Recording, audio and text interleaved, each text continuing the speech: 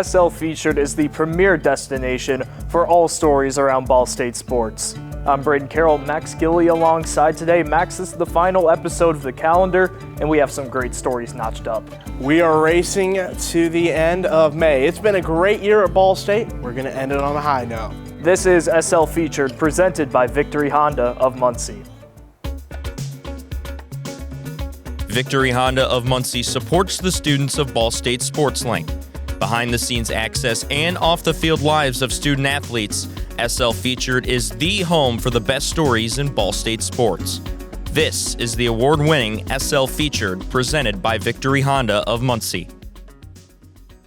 With the athletic season coming to an end, it's time for the awards. Joel McChesney presents us with the Chirpies Open.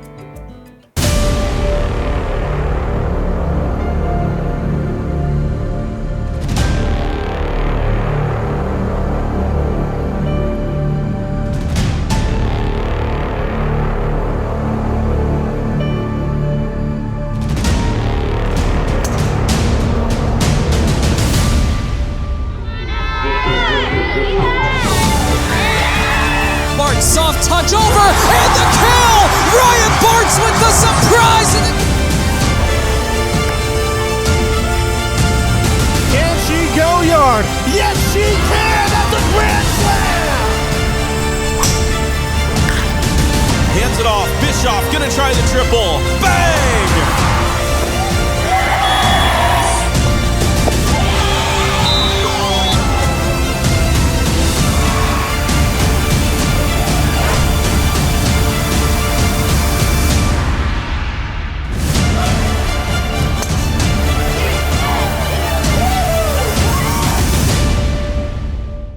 Well, for softball's McKayla Timmons, she's known as a hitter on the field, but off the field, she's known to be a beast in the weight room. Here's her story, produced by Lindsay Fuller. And here is the most dangerous hitter in the Mid-American Conference right now in McKayla Timmons.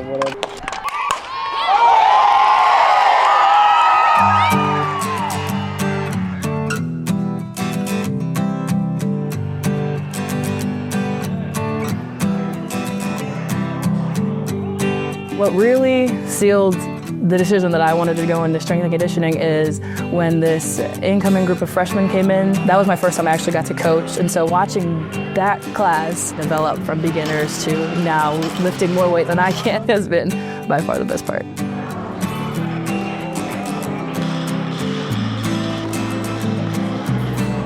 During the summer and the fall semester, I did more so the behind-the-scenes stuff, so kind of roaming around, trying to learn where I could, coaching cues and things like that.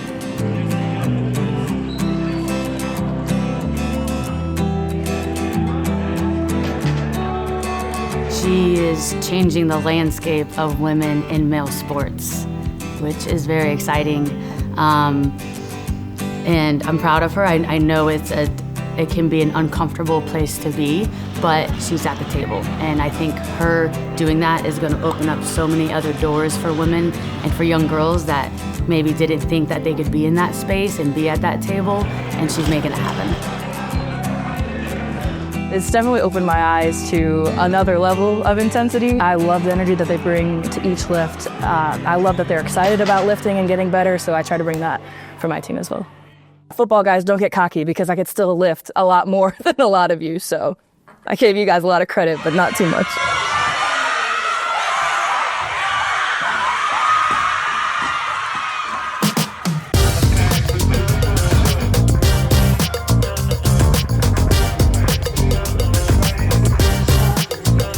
You know, McKayla has always been a beast in the weight room, and I think it's given her a different perspective on how different teams train and different atmospheres, and she's really pushing her teammates, the person next to her, trying to get the best out of them as well.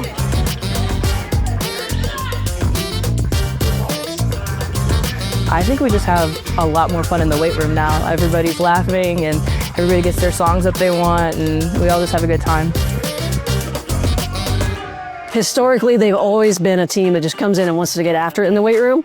They like to move big weights. They get competitive with each other. They get after it.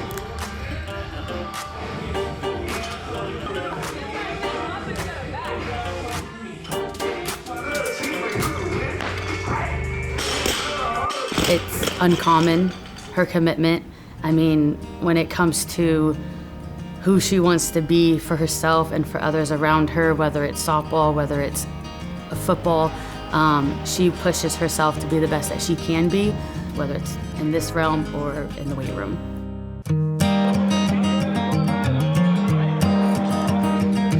In a year, hopefully I'm a professional athlete, still helping around here at Ball State, almost graduating with my second degree and, open to move wherever to continue my journey in strength and conditioning. There it is.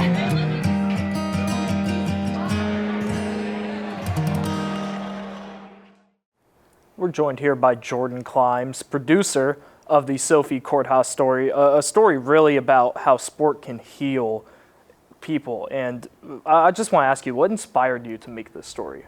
Yeah, I think the most simple answer is just her story and kind of the person that she is. I've been fortunate enough to kind of get to know her and her family a little bit along this process, and just the story, a little sneak peek, she had an eating disorder, and trying to get over that is a very tough thing, physically and mentally, and so kind of her perseverance to fight through that and to where she is now, where she's here as a freshman starting for our golf team. It's really incredible, and every time I sit down and edit it, I feel inspired, never bored. It's just such a great story to be able to tell. And you mentioned she's a freshman and she's starting. That could have been the story itself. Yeah. What made you decide to do a more deep dive into the story? Yeah, I think it would be a disservice to her if we were not able to tell her full story. And she's very open about the fact that she did have an eating disorder. It's a part of her, and I think it's made her better. And so ultimately, I felt like that was the reason we wanted to tell that part of the story, is just because she's open, she's ready to share it, and I think she's ready to try to inspire the audience with the story. So without further ado, here is the Sophie Korthuijs story.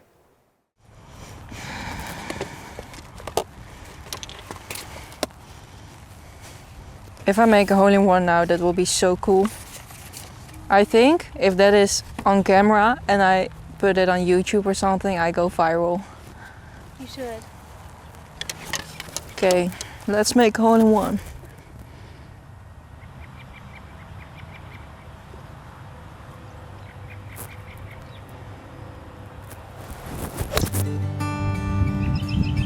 That looks good. Hi, I'm Sophie and I'm from the Netherlands. It's like this with this weather, to be honest. A lot of rain. So I stopped with figure skating. So I wanted to do a new sport and I just tried golf. She was fanatic about it. She went on a bike to the golf course and started training and training and training. When I was 11 years old, I played my first Dutch championship, and after that the Dutch national team called for that I can play for the national team. So I think that was the beginning of my golf career. It was so cool. Yeah, I mean, just that people say, yeah, you're one of the best, can you play for us? When you're 11, it feels like, whoa, cool. Yeah.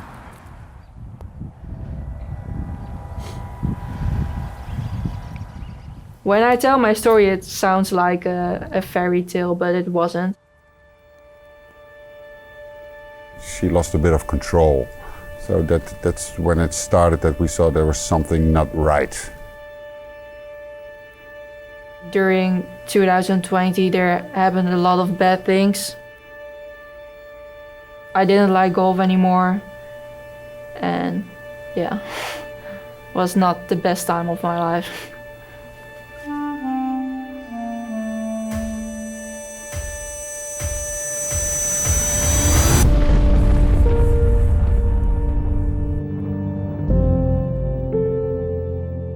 So I developed an eating disorder. I had anorexia nervosa, so that means you want to lose a lot of weight and then you will be happy in your mind, but physically and mentally it's getting worse. I think for me there was not one reason that I got an eating disorder. I was not really popular in high school. I never had a lot of friends, and yeah, it is terrible.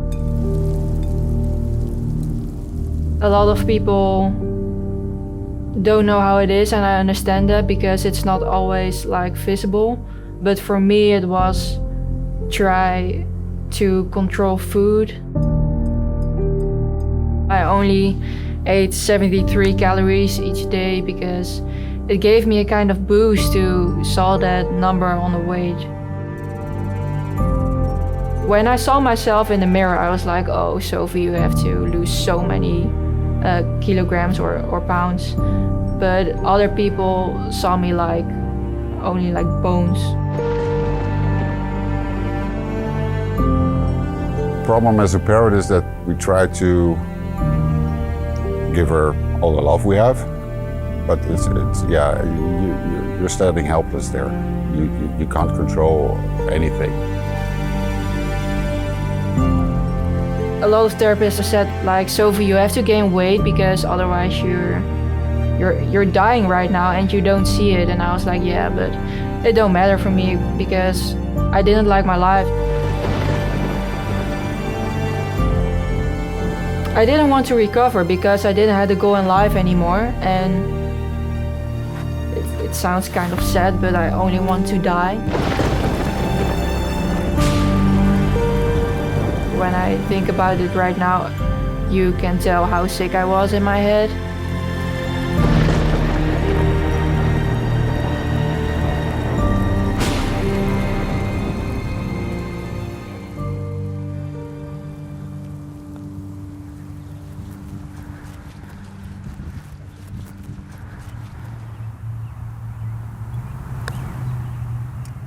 Go!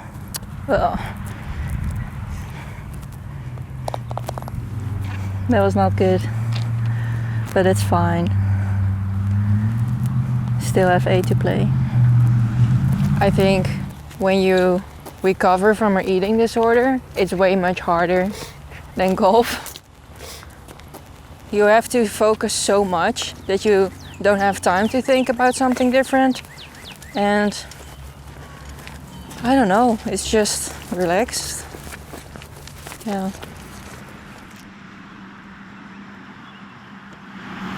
In 2022, I'm diagnosed with the eating disorder. There was an Olympic cyclist. She gave a kind of presentation just to tell her story about being an Olympic champion and then having an eating disorder.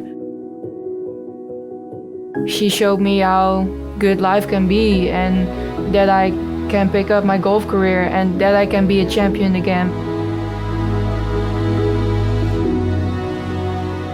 So the end of 2022, I gave myself one off season. And if my season of 2023 was not good, I will stop playing golf. And in February 2023, I won my first tournament again.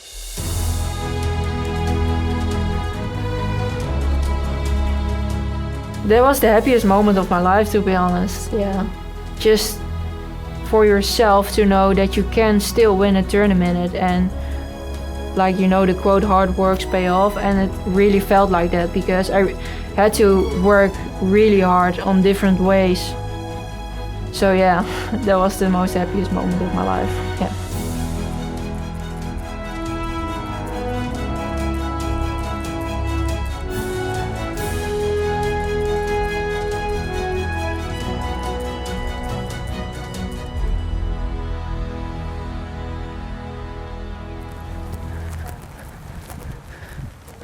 I'm gonna make a birdie just for the cameras, you know. That will be so fun.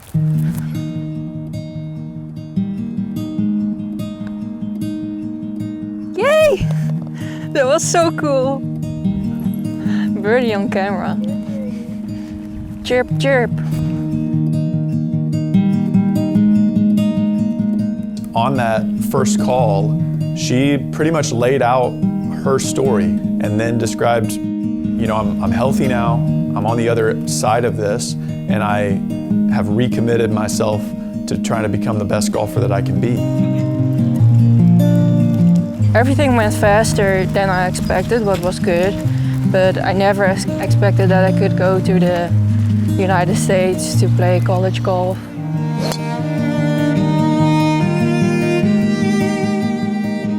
I'm thankful that I'm still alive.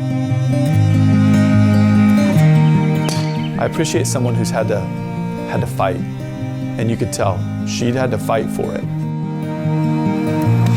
She's always a fighter, but the fighting within herself has stopped. So she's now fighting for her place in life. She really let me see, never give up. If you want something, you have to do something about it, but you can achieve it. I think everybody struggles. I just want to tell there is always an option to recover and to make your life better and just see the good things of life again. What you're forced to confront with this game provides incredible opportunities for you to learn about yourself, and having something that you're passionate about and that you can chase is life-giving.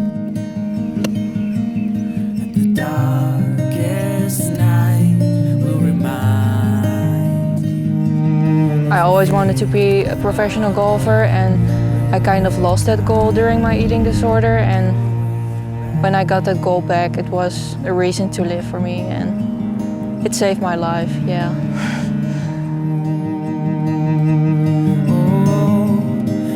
Faith will bring you home. We're joined alongside Jack Ashby today, one of the producers alongside AJ Switek of the Juanse Gorosito story, a story really about basketball and family from far away. What were the challenges of creating such an emotional story? Absolutely, and there are some delicate topics in the story which are always a challenge, but nevertheless, Juanse's parents were able to come here to Ball State, and getting them interviewed was a challenge, obviously, with the language barrier. But nevertheless, Juanse was very willing to share his story, and we're grateful that his parents were as well. And what's the biggest thing you learned from this story? The biggest thing I've learned from the story is that it always helps to speak a second language, right? I'm a Spanish minor myself, and I was able to use that to my advantage and able to interview Juanse's parents in Spanish in their native language. And it was a great learning opportunity for me to gain that practice in the real life, in the real world, and just very grateful for this opportunity. So without further delay, here it is, the Juanse Gorosito story. ¿Tienes un mensaje para Juanse?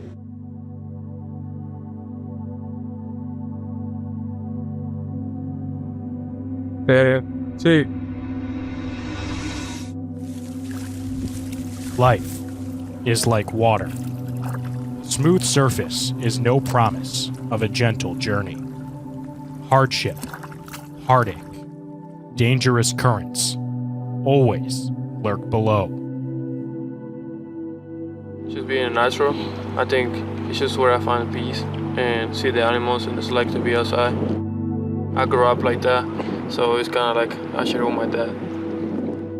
La verdad que me puso muy contento porque creo que es una forma de estar más tranquilo mentalmente para después confrontar sus compromisos dentro del básquet de otra forma. Sí, lo he llevado de muy chico a pescar porque a mí también me gusta. Él después ha formado su grupo en Argentina, a donde ha ido a pescar muchísimas veces y la verdad que le ha pasado muy bien. Él arrancó a jugar baloncesto a los 3 años. Nosotros vivimos enfrente del club. Con el hermano llegaban, almorzaban y se cruzaban al club y volvían a las 11 de la noche. Juanse Gorosito's journey to Ball State is best measured in miles. Thousands of miles. His Spanish-speaking family still lives near the Paraná River in northern Argentina. derecho. Ahora con la salida de Argentina. Va Gorosito, se hace el espacio para tirar de 3. Gorosito, triple para... Mi marido le dijo, dice, bueno, Juan, ¿qué hacemos? Dice, le vas a estudiar. Y yo pensé que le iba a durar un mes y se volvía, pero no, ya hace 5 años. His basketball odyssey took him to high schools in North Carolina, Colorado, then Oregon, at the University of Portland. His shooting from deep set him apart. When I come here, I was 18 years old. I didn't speak English. It's a tough situation. I was not able to communicate with people, and I was using my phone for everything. But in the space where I was feeling more comfortable, I was in the basketball court.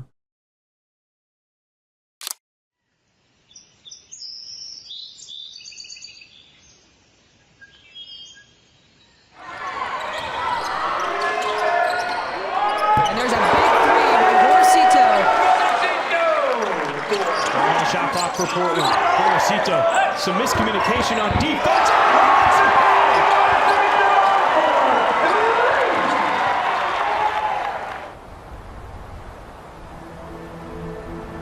A placid surface.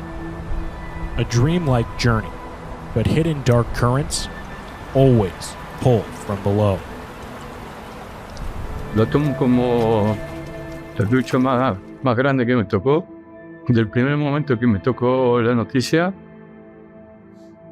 durísima, pero nunca dudé de enfrentar la parte más dura de mi vida, que fue eso.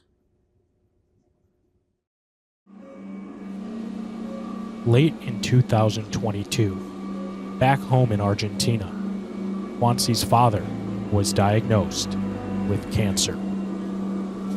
I told my dad when he got his cancer, I was about to be there for him, no matter what's going on. And he just told me, like, I don't need you to come back. I need you to chase your dream. If you want to chase your dream, just chase your dream. I will be fine. Dreams and nightmares both swim in the same sea. Days after learning of his father's fight, his mother was told she had cancer as well. Toda esta parte se la conté a Juanse ahora cuando vino.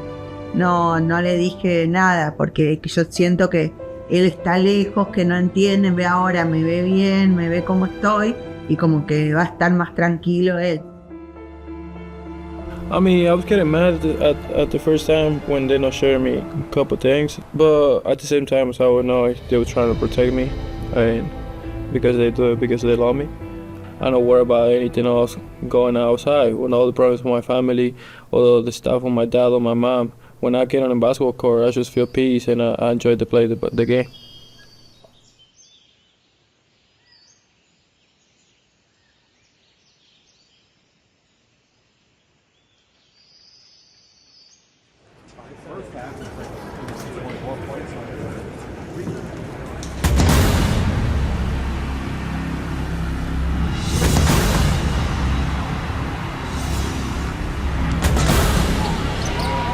Gorosito rattles in the three.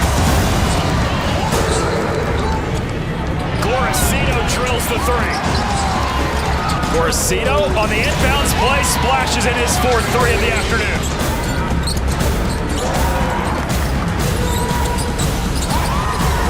Watts to Gorosito. Steps into a mid-range jumper and cans it.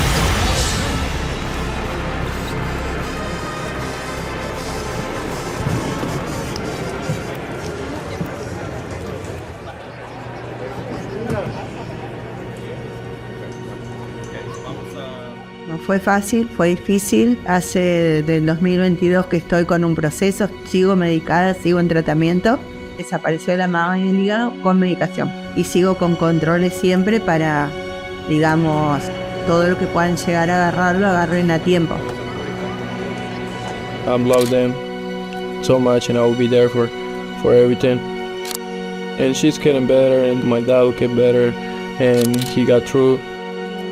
I don't have no doubts that she will get through because the love she gets to everyone, they will get back to her. Lo que yo puedo transmitir después de lo que me pasó, es decirle a la gente que disfrute. No solamente pensar en un futuro, pensar en programarse a largo tiempo. La vida es hoy. ¿Tienes un mensaje para Juanse? Que siga persiguiendo su sueño, su meta, y que sobre todo que se desarrolle como persona. A lo que le digo siempre, que lo amo, que lo voy a apoyar siempre y que voy a estar con él siempre. En lo que necesite y para lo que me necesite. Que es lo fundamental y que creo que es el orgullo más grande que pueden tener sus padres. Después, la vida dirá dónde, cómo y cuándo. Espero que sea feliz. Que sea muy feliz.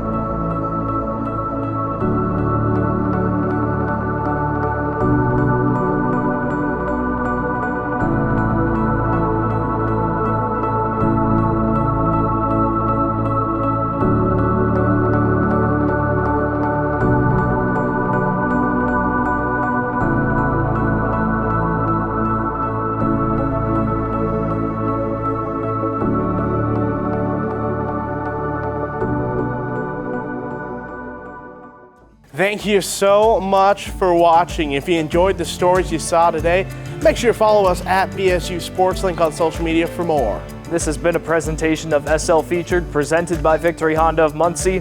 Thank you.